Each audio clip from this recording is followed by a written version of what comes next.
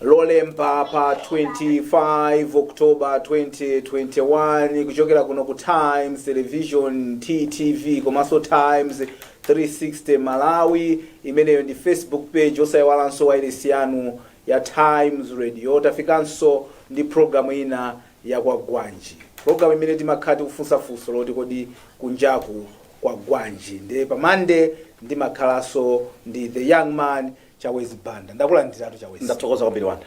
Bali yakuno muli ndine Ndevu Zamwayi Wonder Msisia. Kungoyamba program kenaka ikakuwa please change the battery kuti ndindenzi chani. Ari kafuna utisokoneza. Koma sinisokonekera. Takana. Takana. Wakachosa kondwani kameka sokoneza. Wachita bwino. Nditu uja. Now, nkhani yathu yoyamba tuchita so kuti tiyambire pati. Koma I think tiyambire ndi imene PAC Public Appointments Committee mapaki alipo ambiri. Iyi ndi ya kunyumba ya malamulo. Public Appointments Committee imene wapa mpando wake ndi Honorable Joyce Chitsulo. Yes. Idalandira kalata kuchokera kwa a gift trapensi ndi bungwe lawo la HRDC. Kundandaula Commissioner Moss amene akuti kachitidwe kake akuoneka kuti iye ngwa chipani. Yes. Ngakhale kuti ma commissioner lawo amasankhidwa ndi chipani akapita ku MEC nkulumbira amayenera kuti azigwira ntchito zawo mosaonesera kuti akukondera ngakhale chipani chimene chidatuma. Yes. Malamulo akutero. Ne malingana ndi kalata imene adalemba a HRDC akuti commissioner ameneyi akuonekabe kuti amalemba zinthu ndithu ma WhatsApp tingoti mwina ma social media zojia za chipani chake cha Congress zimenewo akadandaula kubungwe limeneli nde awayitana kuti akawafunse mafunso pa dandaulo lawolo. Ani nkhani yopitirira kunena kuti akamva kuchokera kwa HRDC amuyitananso commissioner yonso kuti amfunse kenaka apereke chiganizo. Yes. Ukuyiona bwanji nkhani imeneyi young man? Nkhani imeneyi ndizoona ilipodi kunena kuti HRDC adalemba dandaulo kwalembera Public Appointments Committee ache amene wa Grace Chitsulo amene wanenera Joyce Chitsulo amene wanenera Wanda kunena kuti iya ife kudandaulapo tifuna nkhani imene muyiunike bwino kuti bambo Richard Chapweteka ngati commissioner wa Malawi Congress Party ku Electoral Commission akuchita easy akuti maforum amene aliwo kaya sidiziwa ndi amatika amene anthu aja amene mina maphunzira limodzi kaya ku primary kaya ku secondary kaya ku university so ndi bwalo lache limene amacheza ndeka nusu kamene ndaonapo tadaonetsa kuti a commissioner amene wangati ali iwo nchifake mina make nawso awayitane kuti akafotokoze akachite akapereke umboni kuti iye aidi ndineyo kapena sineyo ngati ndineyo wapangira nje zimenezi komanso awa ngati ali a gift trappings akanenedi kuti umboni udi ndoona ndiye iwo adalemba kuti yayi chipani cha Malawi Congress Party has never lost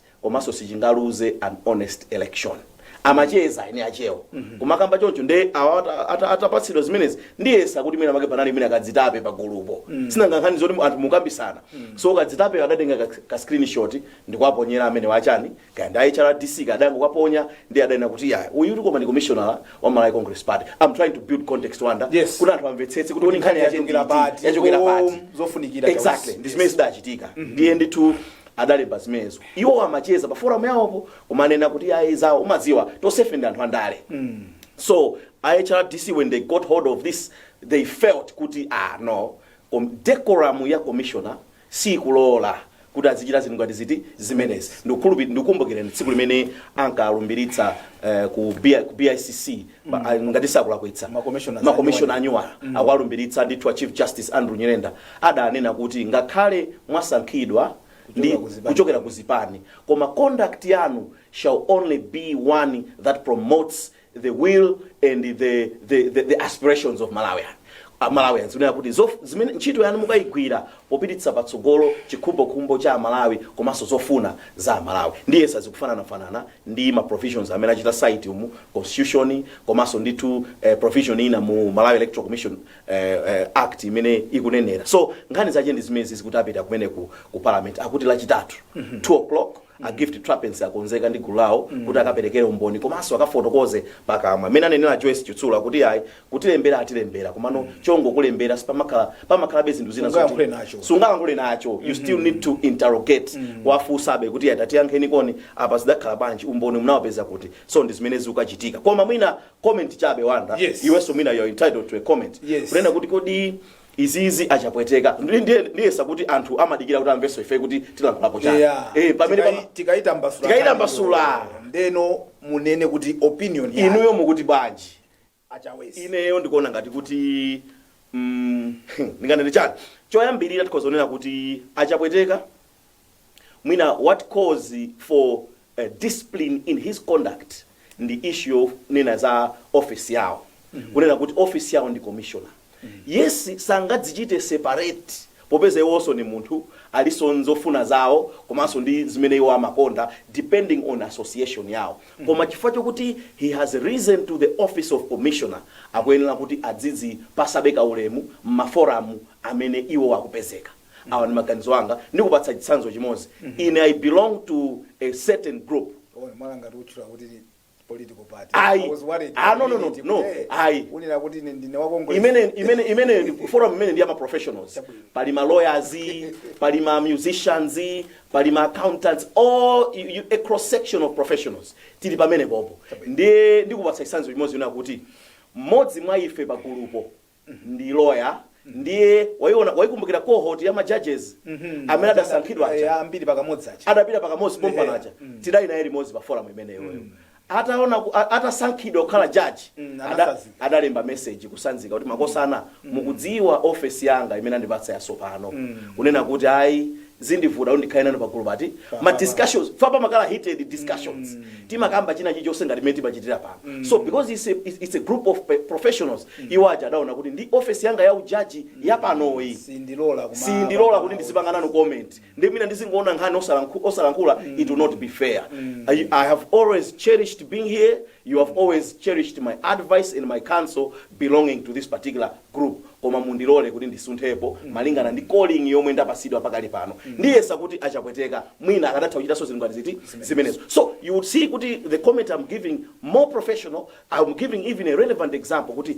judge mmodzi mosakidwa adatsanzika zikadatikalaso zotheka kuti mwina achapweteka akadatha kuchita so because what happens is umatha kupeza anthu akupanga discuss chinthu choti iweyo kuchidziwa bwino and the answer yako temptation kuti uyankhe exactly the temptation for you to respond to put matters in correct perspective and context iweyo you feel itching and wawawa kusokoneza zinthuzi koma ndikayankha aona ngati ndikukondera mbali naye ineso sometimes zimafika pena you understand what I'm saying makhauli minibus muja ndekhani imene akuyikambira akusokoneza zinthu ndio mazaganiza ndikepo mlomo kaya ulikometa mababa matamelaja ngachipongwe kwambiri amafuna tizicheza ntchito ukwakumeta kuti ndakuona kuti zakuli zikukhala bwanji chakuti ndeni mauza kuti ayi chonde ingondimetani ntchito yanga sindimakonda kuti zikamba kuti muzindichita no interrogate ino chani exactly so ndizofunikira to understand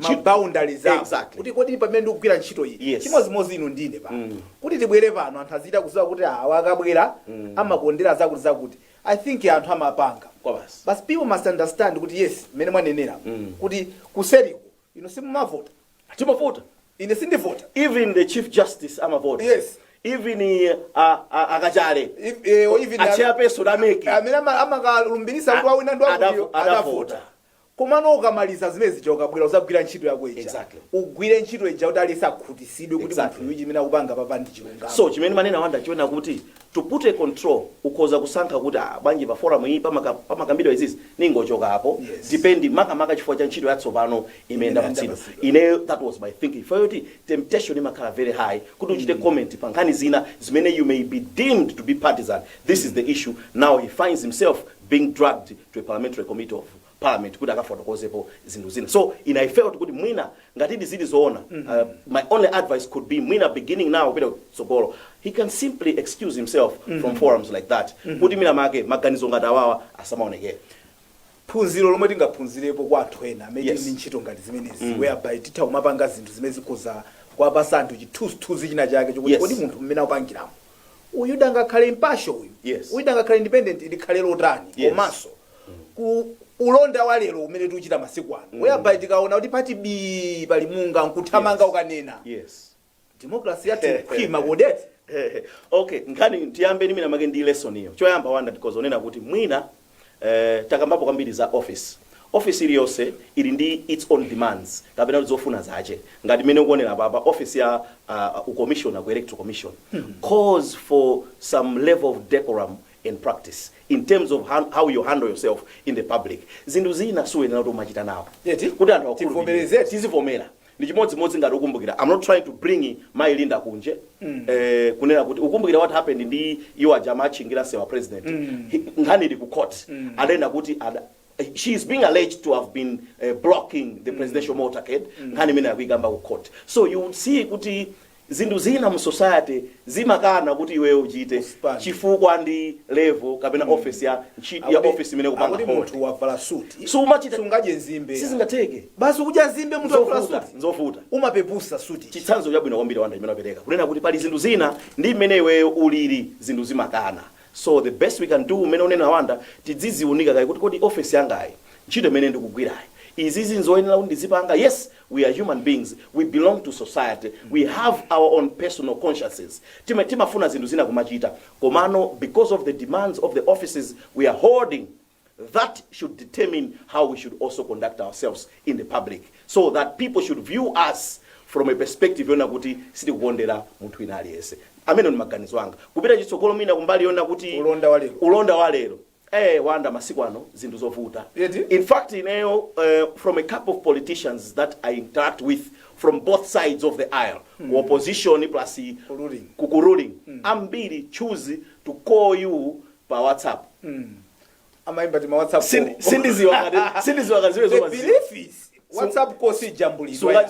Sunga chite record. Yeah, komanso kaya oyangana because anthu timagana kuti yayi kulibe spy machine yanjani koma amenewo amayopaso amene akufuna kuti izigwira ntchito ndamaimba ma WhatsApp. Mwina uzaona kuti ambiri ma politicians amene umachita nawo interact mwina akufuna kufusa china chache or afuna kuuza china chache they have an opinion or what amaimba WhatsApp call. Ino mwaziona amaona ngati you see they still don't have even trust in my face. Yes. Na kuti awamina andikapakama ajambula so kunja kudaopya nchimodzimodzi ngati maforum ukangolemba kanthu ndiye kuli very easy to copy ma screenshot kuli ma anti-delete. So ndi zinthu zovuta komanso sindizodunga pange banji chifukwa chokuti anthu tindi zolinga zosiyana-siyana mukhoza kuona ngati muli limodzi pa forum limodzi koma ena ndi akadzitape avundula mazi ofuna kusokoneza. So we can simply be careful in what we say and how we say it. Tikungoyenera kuti zikhala anthu osamalitsa masiku ano kunjaku kudaopya zomwe achita ichara DC kuti atadabwa pena pake nkuthamanga kupita kwa head pachita nkati ndi school setup akanena kwa head kuti kodi uyu akupanga bwanji ndi zomwe tikuyenera tizipanga Malawi. In fact ukaona papo kuti kwa head iko akangonena chabe they are even suggesting the next course of action akuti amene wakapezeka kuti ndolakwa tikuauza achakwera komanso recommend kwa achakwera kuti munthu ameneyu has to be fired with immediate effect. I mean with immediacy. Kunena kuti anchose pompo ndi zimene wakunena. So mukaenda kuti kwanena kwa head ndio it's like kwanena kuti iyayi uyu nchose ni sukulu uyu mwana osokoneza pamuzi pano afuna asokoneze nkalasi amabera anzache amamenya anzake nkalasi. So what we are saying is nthamangise ni sukulu. So tinene kuti IHRDC wo yes it's a valid concern. Mwina tinene kuti big should we call him he's the first offender akulakwa koyamba mlandu ngati omwe usada chimwe poso iti tingwa ine maganizo anga usekerera nduseka kuti who has to say that ineno kuti no munthu iya iteni timvere chisoni kajanjani kapena vuto lomwe tili nalo mziko mwathu muno tikomereze kuti sometimes zimapasidwa ma office tisakuziwa bwinobwino kuti ndikapita office imene zikapanga chani. Do people get orientation? Are people told kuti mene zatene matsogoleri ndiye kuti mwina ngati muna side chika papa kasiyeni yes chifukwa choti angasiya anthu azikuona nino muli kwa side chiki zinazoona atu izi ndikuvesesa chabwino kwanda nkhani ndio pajati iwe ndire kekhala nkhani ndio kuti wanda ineyo maganizo anga IHRTC atenga step yabwino komano outcome yoti adapezeka kuti I'm just thinking kuti in case zapezeka kuti ndinzoona adi kuti Richard Chapweteka adachita adi izizi. My thinking is public appointments committee uyu ni munthu wawo adachita confirm appointment imene ndiyowa. They can sit him down ndikumfotokozera kuti yayi just to remind him he knows already kungwapanga remind popeza he is a first offender akupalamula mlandu koyamba akhazi ndipereka chitsanzo akupalamula mlandu koyamba akambe nawo pansi kwauza kuti yayi we expect a lot from you being a holder of this public office and this is my opinion. Wanda. I know, I'm not trying to influence. I know it's not a court. If anything, it's simply sitting as a tribunal to hear this particular case. Azitengi kumene asamapo egese tikupereka ine akuti yayi sit akakambirane koma ndune akuti akoza kwa kazi kabasi kwa fotokozera ndikupatsa chitsanzo chimodzi akokhala mwene mu office mina miyezi ngati commissioner. I'll give you an example. Ku parliament ndakuza wanda I've been there for 10 years. Ku parliament kuli malamulo amene amayendetsa, they call them standing orders. Yes. So ma standing orders, muli standing order ina imanena kuti zimene iweyo kuyankhula mu National Assembly, mu plenary muja, mu chamber, zimene ukulankhula zija ama kuchita court verbatim. Ukakosomola, mu Hansard muli kukosomola.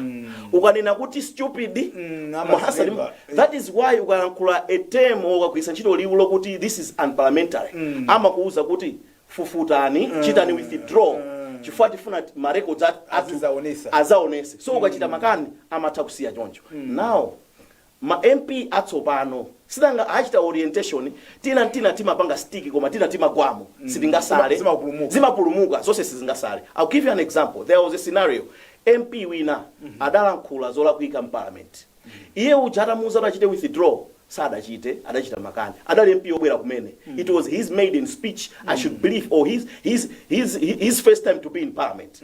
So adapezeka kuti iye ujata yakhala pansi anazungulira kuseri kupita ku parliamentary secretariat ndikapeza ku parliamentary secretariat kuti ndimafuna kuti zimene nalankhula zija muzifufute. Ndiye aku parliamentary secretary anena kuti ife meti madziwira nkhani tikapangeka report kwa speaker amene ali bwana wathu.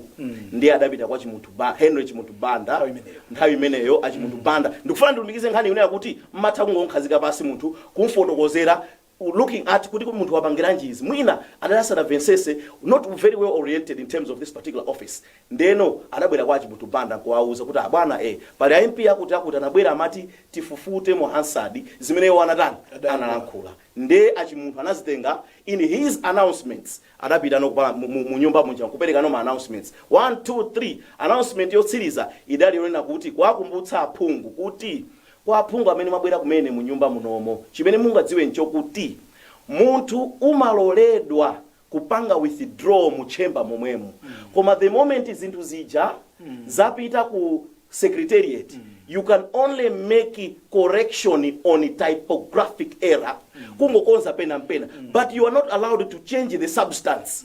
Ngati unanena kuti awa mutu awo ndozungulira zimene zikalembedwa choncho. It is a house of records. Ndipo generations and generations will quote you or read about you as such. Sumaloledwa katani ukafufuta. Ndi aphungu be careful in terms of what you say in this particular chamber. Zikangoti sachoka mu chamber mutuma kambera nkhani mathera muti ngati simusintha zinthu munomo you can't go to my secretariat and change whatever you say. Chifukwa Hansard imasunga zinthu mmene munanenera. So I was just trying to say kuti zinthu ngati izizi zimafuneka kumauzana kukumbutsana kuti yayi conduct yanu pa office ya public muzizipanga conduct chonchi chifukwa chona kuti pali malamulo amene amachita govern ma public offices. Mwina ntero wanda chabwino kuli zigoba masiku ano anthu ena amanena kuti yayi sine munanali zigoba kapena pena duma kauli iweyo koma nanga siyo thawira. Yes. Nangoithawa bwanyi nkhani manana kuti ayi khanga anthu ena kandikopera. But I think apa tuphunzirapo kuti we need to know office yathu exactly ndi ma do's and don'ts. Exactly. Chabwino. Sure. Kuyenda kupita chisogolo pamenepo paliso nkhani ina imene ikupezekaso pa tsamba lomweli la loyamba la Daily Times imene yakuti ma lawyers amene amakamba za ndalama akufunsa kuti kodi role ya Reserve Bank Governor njotani. Afunsa izi chifukwa chokuti iwowa akakhala governor amakhala so chair so board ya Reserve Bank of Malawi. Reserve Bank of Malawi. Zimene anthu ena kumbuyo kwakhala kumaziona kuti kodi zimenezi zilibe kuthekera kuti zikhoza kumasokoneza governance issues in terms of kuti munthu iweyo normally zimene zimachitika mabungwe ena ndikuti mukakambirana ati secretary level mmazipitisa kwa body kuti body ikachita approve. So body imakhala ngati independent of you ikamachita approve. Komano izizi zomati wekha mwachisanzo ningopereka chisanzo random chisanzo ndazikwezera malipiro ndekha kuti amalipiro anga ndimaona ngati kuti mwina atafika pa 15% nde nuzipita ku body kuja then ndikazizaso approve ndekha so kuti aya I think approved. Kodi zimene zilibe kuthekera kuti kumakhuza kukala abuse of office zimene makambirana kumene pamene iwowa ama lawyers ndi a central bank adali ndi mkumano kunyanjaku kambirana zina ndi zina. Now kuyankha kwawo kuti zimene simalawi yokha maiko ambiri amatero kodi tingapange bwanji nkhani timene apa chawesi. Choyambirira nene kuti Reserve Bank of Malawi institution tinene kuti yayikulu kwa basi mdziko muno imene imayenera kuti idzikhala ikuchita zinthu molondola. Wanena bwino kuti anali ndi msonkhano ndi ma lawyers amene amayang'ana makamaka nkhani ya zachuma kumene I think chakunyanjako ndaona so khangati adanawa Tony Cheno he was also there. So amakambisana nkhani kodi ma issues ena ndi ati amene mina make amatikhudza okhuza malamulo. They depend on lawyers a lot.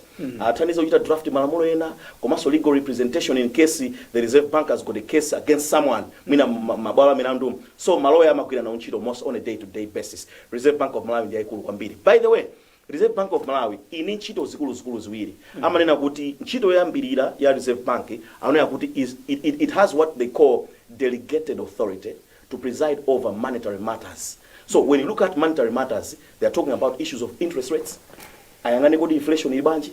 Ayangane kuti exchange rate kwenda motani. So this delegated authority to preside over monetary matters imafunika kuti structure ayo pasekali compromise. Wina ye kandi executive manager tinene kuti chief executive officer ngati mena lili abambo Banda Wilson Banda yemweyo so akakhala so board chair wa Reserve Bank of Malawi. Ntchito yachiwiri iwo amayenera kuti they have what they call regulatory and supervisory function which is domiciled within the central bank. And iwo kuti uone kuti ntchito zimene zizi boma litapatsa one to preside over, to have delegated authority to preside over financial issues. Iwowa plus to have regulatory and supervisory functions which are domiciled within the central bank. Iwowa adapasidwa zoyenereza kuti ntchito imene azigwira. They have the infrastructure. Go Reserve Bank of Malawi very well adindra mazabwino chili chonse ali nacho. They have got the human resources. By the way, mpuso wanga modzi ankatipusa economics anena kuti if you go to Reserve Bank of Malawi mwina the list in terms of my offices apa the list ndi munthu wa first degree. And just first degree. Iwe ndo operekera ti. So you see kuti Reserve Bank of Malawi kuti agwire ntchito iyi boma lima apasa chilichonse chotani choyenereza. So they've got the infrastructure, they've got the human resource, and they've got the legal framework. Ali ndi zonse zoyenereza malamulo zonse ali nazo. Now nkhani ino chomwe mina chikungovuta nkhani isidayambe kubwera lero wanu.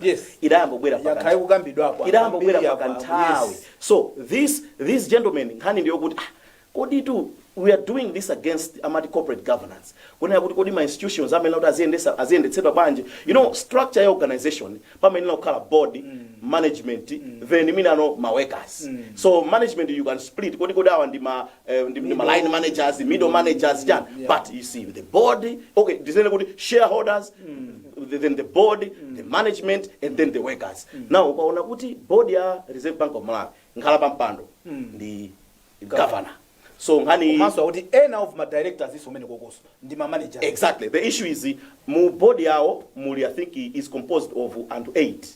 Now and 8 wo ndi amene avanga so city mu executive management. These are now executive managers of the Reserve Bank of Malawi. Koma muli non-executive directors. Amene amachokera kunja. Now you can only get solace with the existing structure. Unena kuti solace is only obtained from the fact that those who sit in the board, 5 of them are non-executive managers. They are external. Amachita kubwera. Ndemwina ka oversight pang'ono kama bwera kondi ati amene wawa because mina make they are not part of the Reserve Bank of Malawi internally. mwina they can provide the needed checks and balances ndi pamene anena kuti mene zilimu koma yankho limene akupereka ndilonena akuti this is the practice international. In fact answer yeye akupereka adayipereka kale yakudo gondo parliament years and years ago, because nkhani has been resurfacing over time. Kuti Reserve Bank is kuenda modern yankho lina unena kuti inde tukamba za corporate governance koma Reserve Bank of Malawi is another animal ndiyosiyana ndi any other common institution of government or menali ma central banks. It has got a complex balance sheet imene mafunika kuti mina make uyu executive manager amenali governor azitenga so zinthu zina azipita nazo kuchani ku board ndi ndimene kuti ku board iko sangama pite ngati chabe singatheke anthu ena anapangapo suggest kuti tenganipo anthu oti anapuma mwina ni ma governors Reserve Bank adapuma ndi azikakhala na ma board chair. If you have a reason to believe kuti board chair akwena kukhala munthu ozisata oti understand the systems how they work, than to have one person to double so that he suggests things, he goes there approve his own suggestions. Pamene anthu ena kamakhala ndi vuto. But to understand the explanations, yes, of course, people who are going to explain why they do what they do.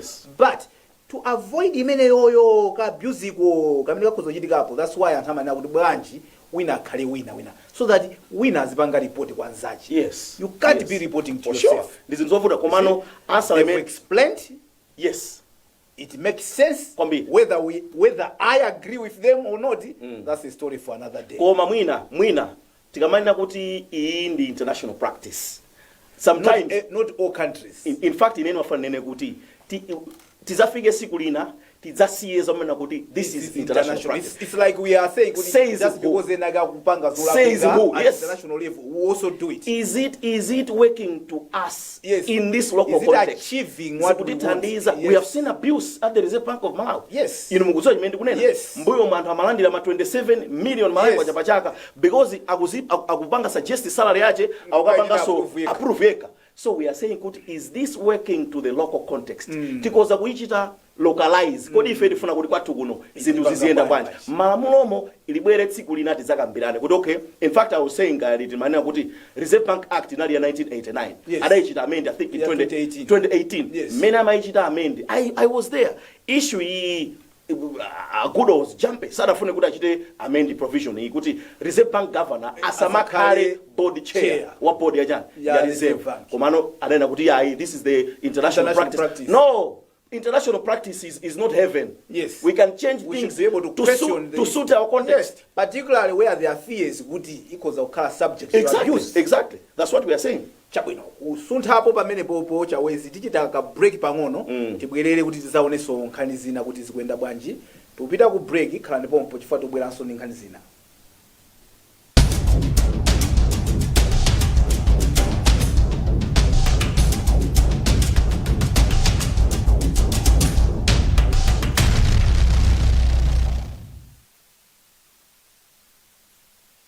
Sometimes stating the obvious is your only choice. Times Television. Times Television. Times Television is Miss Malawi Television Station of the Year. 6 years. 6 years. 6 years in a row. And we salute all our viewers as well as advertisers for the unwavering support. And we ignore all unnecessary noise to give you best value for your money and time.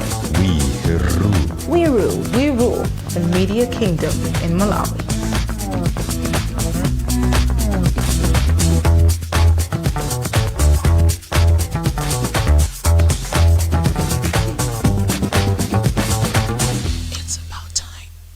Movement meets rhythm, and rhythm meets magic. Let's get to work.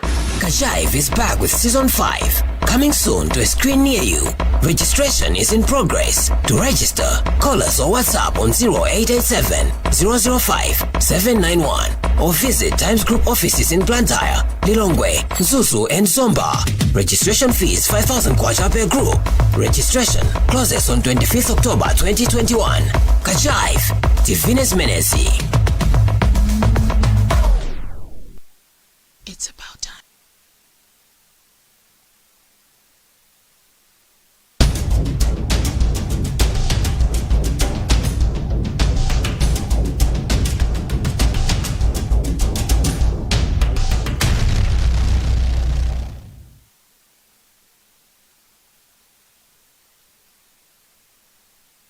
Andilaniso pamene tikupitirira ndi programu ya Kwagwanji lolemba pa 25 October 2021 zalo sinduziwa. Okay, ambira mandi pa 25. Oh. Mangufusa. You caught me off guard. Osamanamiza anthu. Kuti yandilibe. Zalo. Mwina ngudziwapo kanthu. Sinduziwa. Chabwino. Ndi anthu akhale kayo namizidwa choncho. Chabwino. Kwa imatikala kwako. Ndi cheni chose. Tumakai kungo lako. Nanga sali samati udikirapo. Ndoya kangoti guys. Ndoti uyuso. Uyuso. Chabwino. Ndalama mmapasirana. Sure Ndi change. Change cha bicycle. Chikaduka pena pake ndoti basi. Zivuta. Anyamata form 4. Kuti mati form 4. Form. Kamera form 4. Form 4. Akwenda kwamba maiso mawa. Nde bungwe limene limayembesa maiso a form 4. Lanena kuti zimene anthu amagawana ma social media zomati kwatuluka mapepala sizawo nzabodza ino amene mulemba maiso amenewa ingolimbikirani musanamizidwe ayi kumapezeka kuti andapeza kale chanchani ayi ndithu maiso sadatuluke andakutsimikiza ndithu kuti satuluka aya akhwimisa chitetezo kuli ma soldiers kumeneko kuli apolisi kuonesesa kuti maiso amenewa asaberedwe nkhani yabwino nkhani tinene kuti tiyambe kunena kuti zotulutsa mayeso abodzazo imene ndi nkhani yayikulu chifukwa chona kuti one mukoza kuwasokoneza ana eti zili ndi potential yopanga mislead ana kunena kuti mwana amachita concentrate pa zina wapeza mapepa amene achosakhala bwino kena kuwazana kuti attention kusiya ku mapepa akomanda ati ndi awawa ayamba so chita relax ndi nazo izi mwana upita mmayeso akapeza akubwera ndi chani ndosiyana ndi zimene yamapanga prepare so tinene kuti iwo amanebu abwera right on time kuchita disown kuti mapepa amene anthu akugawana mu masamba amichezowa ngakhale ali ndi logo yathu komanso ikuoneka ngati kuti the branding ndi yathu ya manebu zimenezo si zathu ifeyo tikutsimikizirani kuti chitetezo cha mayeso chili bwino tikugwisa ntchito aame apolisi ndi ena onse amene ali okhudzidwa pa nkhani ngati imene poonetsesa kuti chitetezo chikhalepo cha mayeso koma mwina kwanda tinene kuti just disowning the leaked papers is not enough. Izizi zili ndi potential yotsokoneza dziko. They have to trace and track these people who are doing this. Kuti ndi ndani amapanga zimenezi. Ndi ndani amene akuchita zimenezi. Eti kaya anakhala adangoba logo ya manebu ndikuchita design kaya konko apereka template eti kunena kuti ndizizi ndikupanga dala kaya mina maiso wanga kale zikozo kuteka all these are possibilities mina maiso wanga kale iwowa akwenera kuti anthu achite track and trace komanso these people have got to be taken to task afuse mafuso awiri atatu chifukwa chokuti khalidwe lili ndiloyipa tikukumbukira wanda zimene zachitika ndi nthawi ija ya last year bana maiso amene ajalembedwa chaka chinotu 4.5 billion mai kwacha kungopita madzi zinthu zake zimakanga ndiziti zimene so we are saying kuti only disowning kuti maiso wasiyathu sizoona is not enough apange trace anthuwa and take them to task afotokoze cholinga chawo 1 2 kumena natenga mapepa amenewa kuti kodi machitiranji zimene zizi do you understand the impact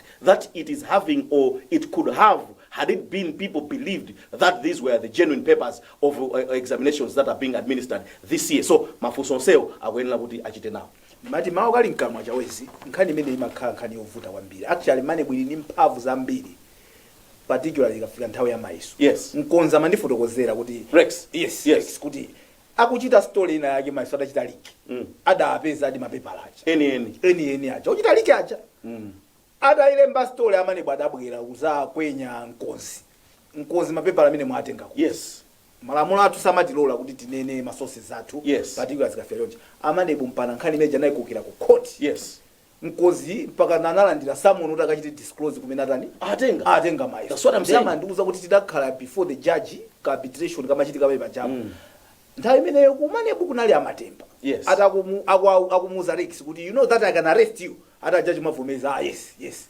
pamene aziwa kuti sizamasewera so kungoyenda ndi pepala limene lijali kumana kuti awa ndendi mayeso mukupalamula mlandu waukulu kuti amanebu akhuza kumangana ali ni mphamvu zochuluka mukuti amanebu azichita exercise their powers to make sure kuti anthu asamapange zimezi ifo anthu ena amanati zimaonesa ngati kuti tikuphwekese ena amakhala zolinga zina zofuna kuipisa mbiri ya anzawo ka anthu ena anamangidwa apo last time ena mpana kuyankha milandu panopa chifukwa cha mayeso amene zomwe ndinena zoanda ine I remember ine ndikumbukira bwino I think even ukakauti kulemba MSc ukamaliza kulemba mafunso ati question paper amatenga ndikuna amatenga mayeso ati malemba kale yes question paper I remember makapanga ukamati kupereka mayeso ako umapereka so the question paper yomwe amatenga that is their property amapanga guards means kuti zamakali in public domain abana imagine nditsogolo la wanthu simmainira kupanga masewera and let alone discussing MSc. MSc is not a joke. No, it is not. Singani amasewera anthu ambiri amakanika kuti afotokoze bwino kumene kuti kuti sukulu yanu idayenda bwanji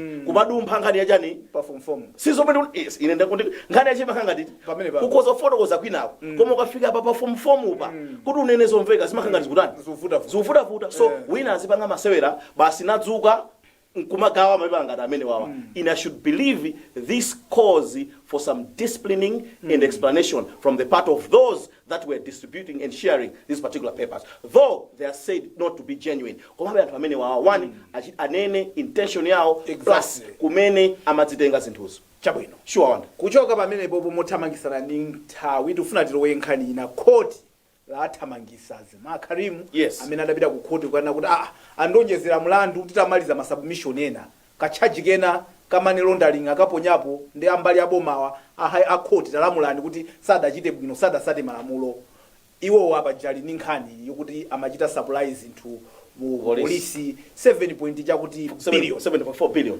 zimene akhala kukangana kuti kodi mitengo imayenda bwanji tidamvapo some of the issues kuti zili ku khoti mwina city amfula kwambiri komano kodi nkhani imene interest yomwe ili nayo ndi ndalama zimene zinachulidwazi apa khoti lakana kuti yayi zimene mmane akuti zisaonjezeredwe palibe chimene boma lalakwisa lili malamulo mwake palibe sidachita abuse mphamvu zake poonjezerapo charge ina ngakhale kuti mlandu uli nkati zona wanda nkhani ndiyo kuti 7.4 billion malai kwacha ya ma food rations imapita ndithu ku Malai police nkhani imeneyi akuti iwowa adapita ku high court kukamangala kuti yayi tidachita progress tidakambirana nkhani idafika pa stage yokuti mpaka na mboni zidabwera zidapangidwa parade nkhani chamati cross examination idachitika so no cross examination yachitika ndi aboma anena kuti yayi ife tifuna tichite amend charge sheet tionjezerepo mlandu wa money laundering mwina mchichawa chabe ngone kuti kuzembesa ndalama angereza mati an act of disguising